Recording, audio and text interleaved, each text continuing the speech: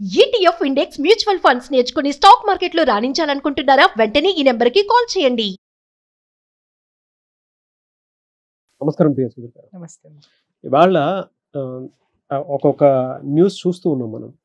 Serial actor వాళ్ళ death ఎప్పుడైతే బయటికి రావడం జరిగిందో అక్కడి నుంచి రకరకాల కథనాలు చూస్తున్నాం. అందులో ముఖ్యంగా సూసైడ్, ఒకటి అకాల మరణం అయితే, రెండు కావాలని చేసుకున్నటువంటి ఒక సూసైడ్.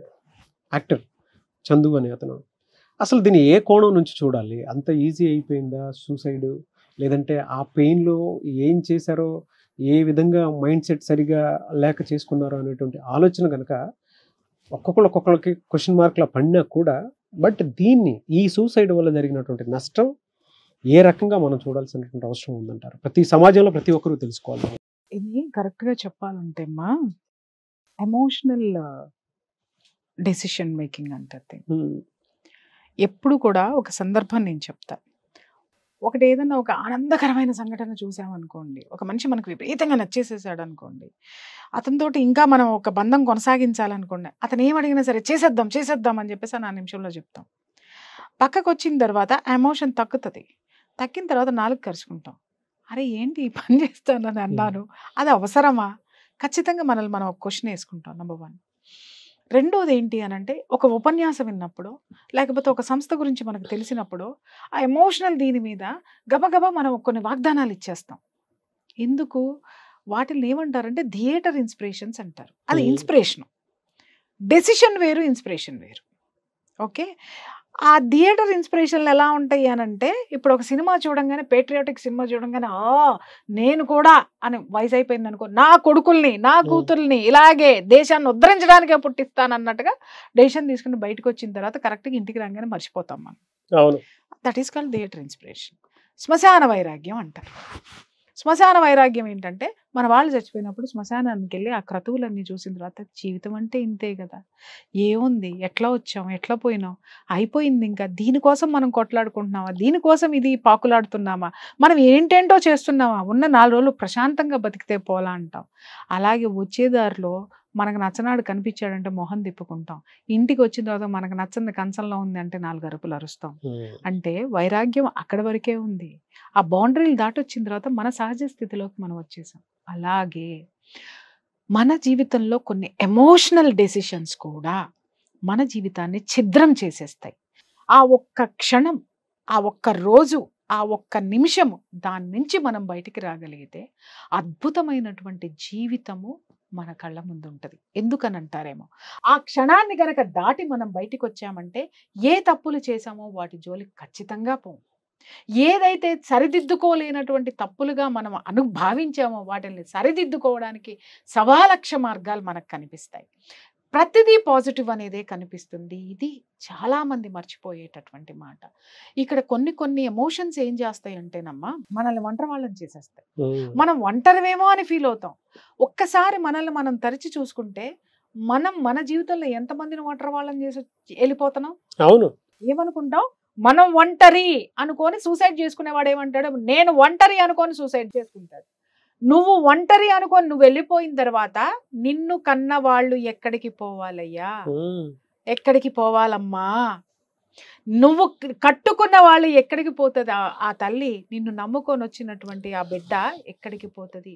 నువ్వు కన్న నీ బిడ్డలు లైఫ్ లాంగ్ వాళ్ళకు పెళ్ళయి వాళ్ళు పేరెంట్స్ అయ్యేంత వరకు కూడా ఒక ఆసరా లేక, బాధ వస్తే చెప్పుకునే వాళ్ళు లేక, ఆకలేస్తే కడుపు చూసి అన్నం పెట్టే తండ్రి లేకపోతే ఇంకా ఏదైనా ఒక సపోర్ట్, లైఫ్లో ఒక సపోర్ట్ లేక, ఎక్కడికి వెళ్ళినా సరే చూడండి, తండ్రి లేడు అనే ఒక మాట కనుక వచ్చింది అని అంటే, అప్పటి వరకు వాడి పట్ల విపరీతమైనటువంటి ఒక ధోరణి ఉంటే, ఎప్పుడైతే తండ్రి లేడు అనగానే ఒక విధమైన సింపతి, ఒక విధమైనటువంటి ఆ నైరాశ్యం వాళ్ళ మీద చూపించేస్తారు.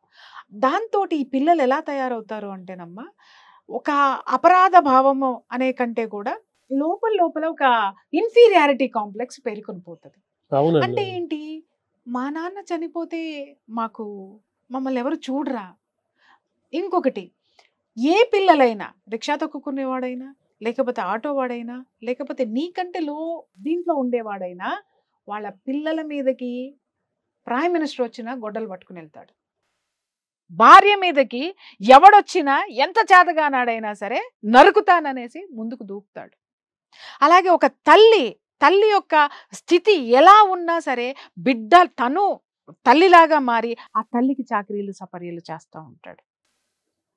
అలాంటి అండ ఒక్క ఆత్మహత్య అనేటటువంటి ఒక ఉరితాడుకో లేకపోతే ఒక విషపు చుక్కతోటో నువ్వు నీ జీవితాన్ని ఎండ్ చేసుకుంటే నీ చుట్టూ నిన్ను నమ్ముకొని వచ్చినటువంటి వాళ్ళు నువ్వు నమ్ముకున్న వాళ్ళు నీకు ద్రోహం చేశారంటున్నావు, కానీ నిన్ను నమ్ముకున్న వాళ్ళు ఈ భూమి మీద మిగిలే ఉన్నారు.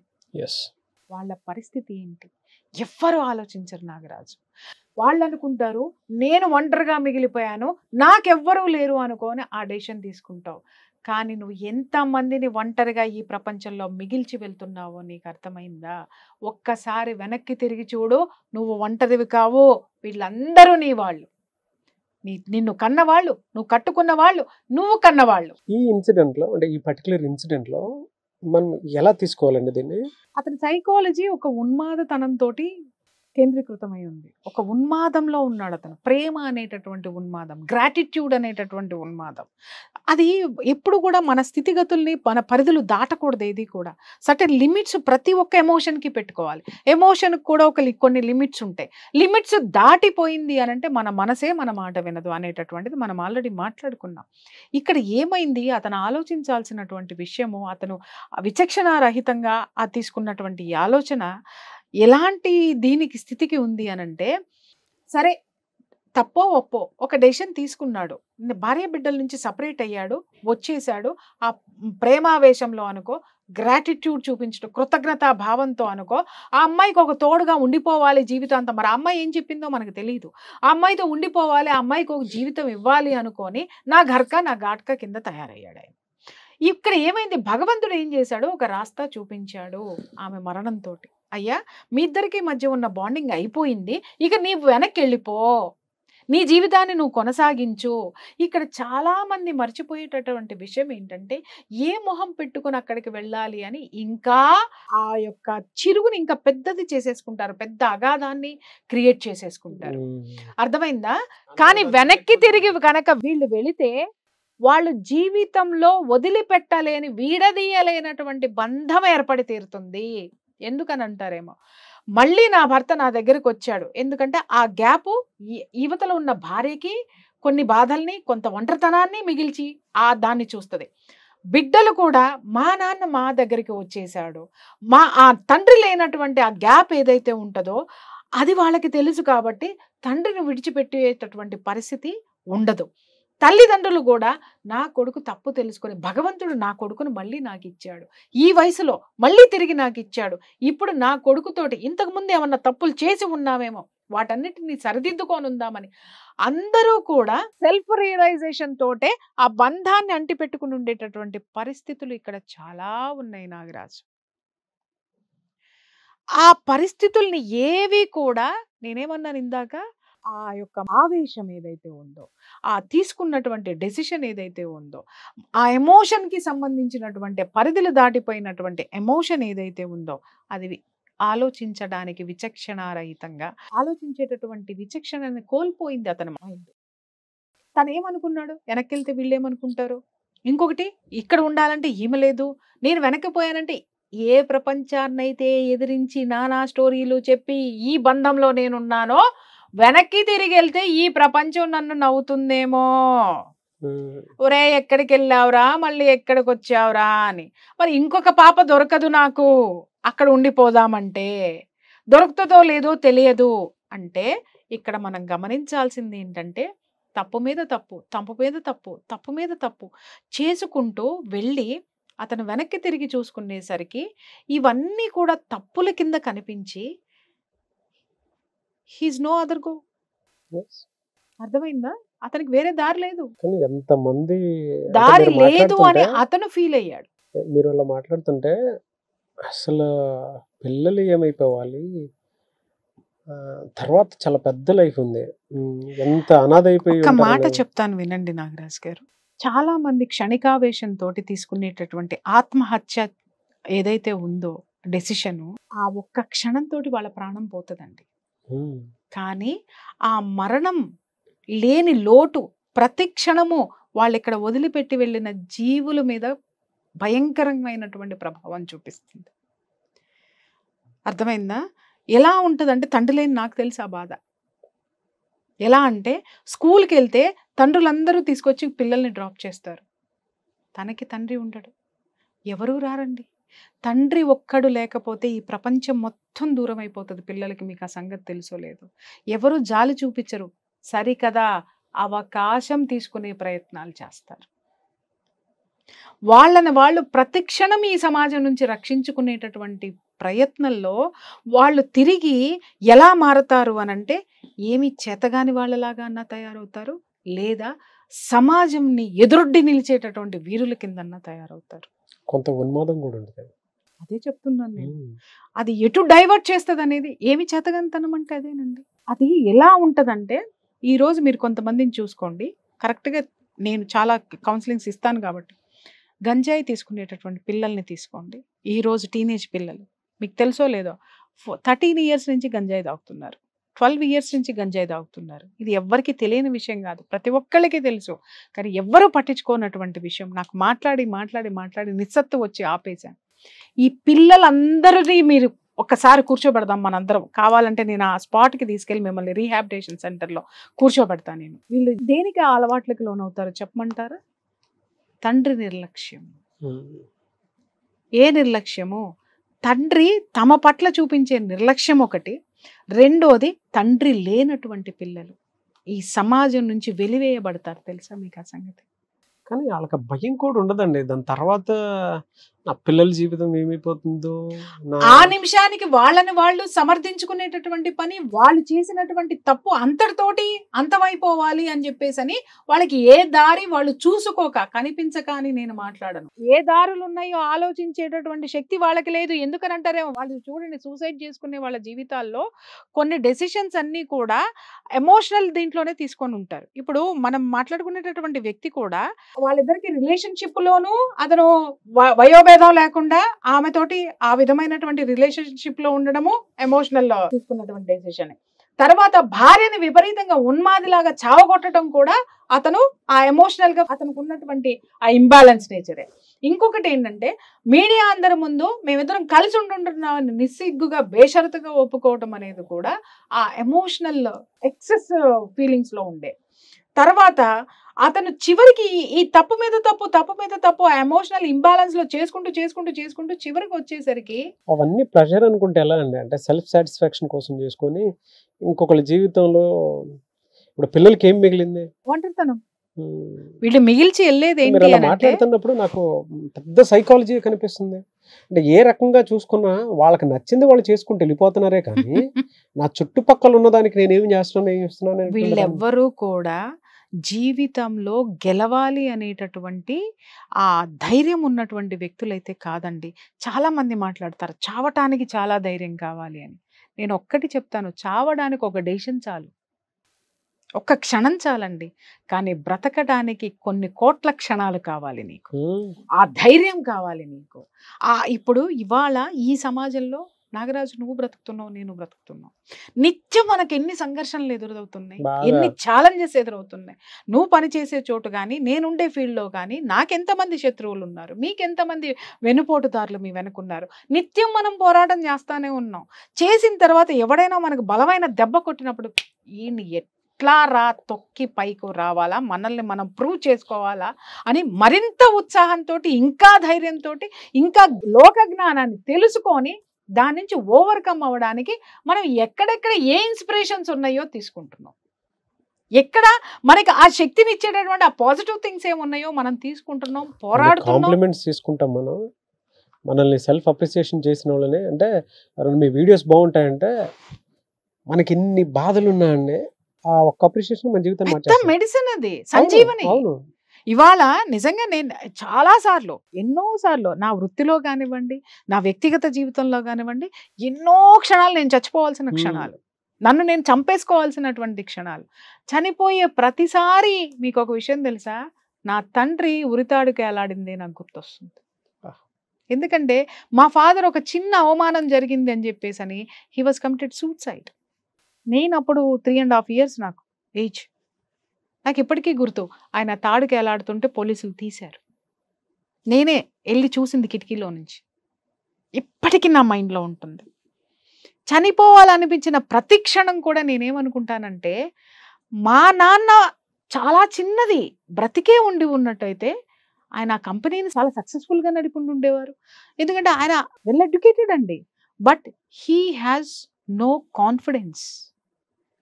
నమ్మకం లేకపోవడం, మన మీద మనకి ఆత్మవిశ్వాసం లేకపోవడము, మన మీద మనకి నమ్మకం లేకపోవడం, మనలో ఆత్మవిశ్వాసం లేకపోవడం అనేది మనిషిని ఇలా డల్ చేసేస్తుంది. దానికి నువ్వు ప్రేమ అని పెట్టుకో, ఇంకొకటి పెట్టుకో, విరక్తి పెట్టుకో, ఎన్నైనా పెట్టుకో. నేను ఇప్పటికీ అనుకుంటాను, మా నాన్న కనుక బ్రతుకుంటే మేము ఎంత బాగా చూసుకునేవాళ్ళం.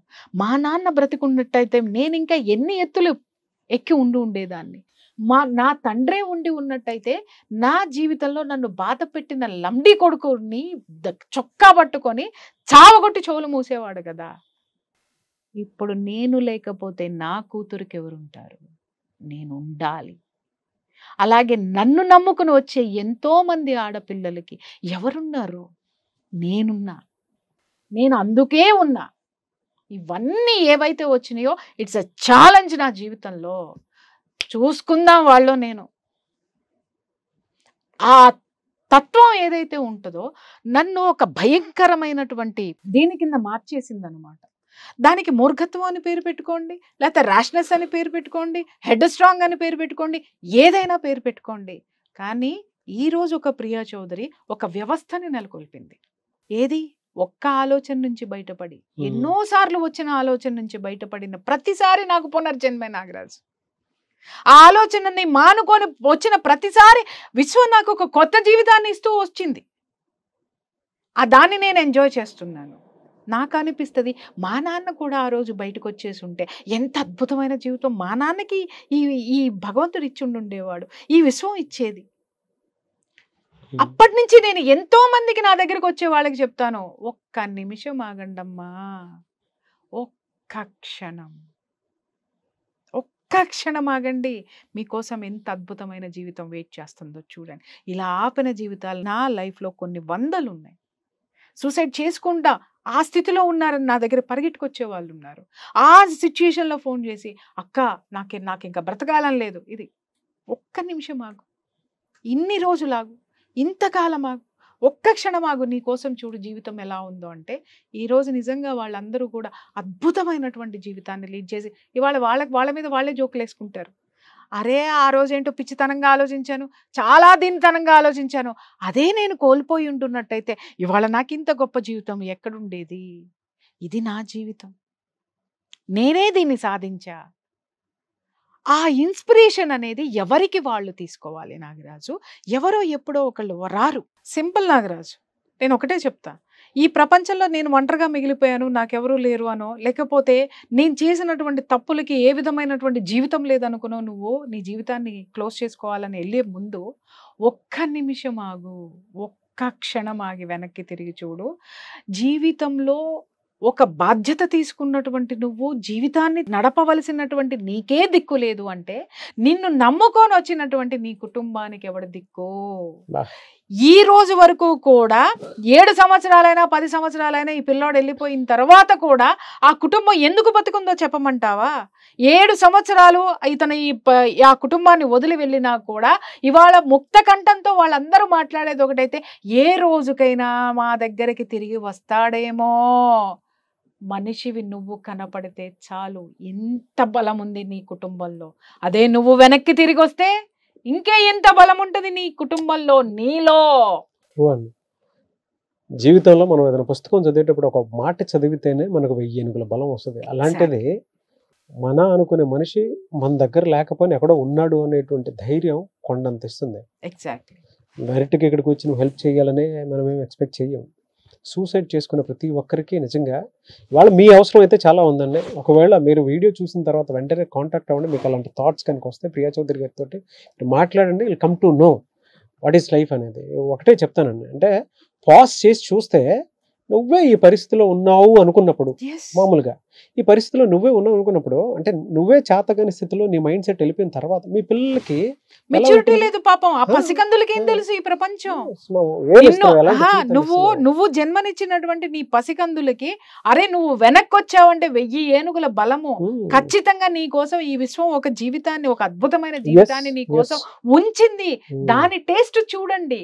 అంతేగాని అది ఏదో అయిపోయింది అనేటటువంటి ఒక భ్రమలో ఉండిపోయి, ఒక్కటి చెప్తున్నాను నాగరాజు, ఈ ప్రపంచంలో పరిష్కారం పుట్టిన తర్వాతే సమస్య పుట్టింది. క్షమాపణ, క్షమాగుణం ఏదైతే, క్షమాపణ అనేటటువంటి అడిగేటటువంటి మనస్తత్వం నీకు నీ మనసులో ఉండడానికంటే నీ కోసం క్షమాపణ సిద్ధంగా ఉంది. ఆ ఒక్క ఓడి చాలన్న లైఫ్ లో యాక్సెప్టెన్సీ ఉండాలి అని అంటే క్షమా గుణం విలువ తెలుసు. ఎగ్జాక్ట్లీ. నీలో క్షమాపణ అడిగేటటువంటి తత్వం నీలోకి రాకముందే నీ కోసం క్షమాగుణం అక్కడ రెడీగా ఉంది. దాన్ని అందిపుచ్చుకోండి, ఆ అమృతాన్ని తాగండి. జీవితం అనేటటువంటి ఆ యొక్క స్థితిగతుల్ని ఇంకా ఉన్నతంగా. ఒకటే నేను చెప్తున్నాను నాగరాజు, చిన్నప్పుడు మనకి పెన్సిల్ తో పాటు ఎరేజర్ కూడా కొనిచ్చారు. దానికోసం నాన్న రాసిన తర్వాత తప్పులు వస్తే ఎరేజ్ చేసి మళ్ళీ కొత్తగా రాస్తాం. స్పెల్లింగ్ మిస్టేక్ లేకుండా రాస్తాం. గతం ఎప్పుడు కూడా ఎరేజ్, భవిష్యత్ ఎప్పుడు కూడా పెన్సిల్ తో. నువ్వు రాసుకునే రాతే నీ తల రాత, నువ్వు రాసుకునేదే. Life is what you make it. Suman టీవీలో మీ పర్సనల్ అండ్ బిజినెస్ ప్రమోషన్స్ కోసం కింది నెంబర్కి కాంటాక్ట్ చేయండి.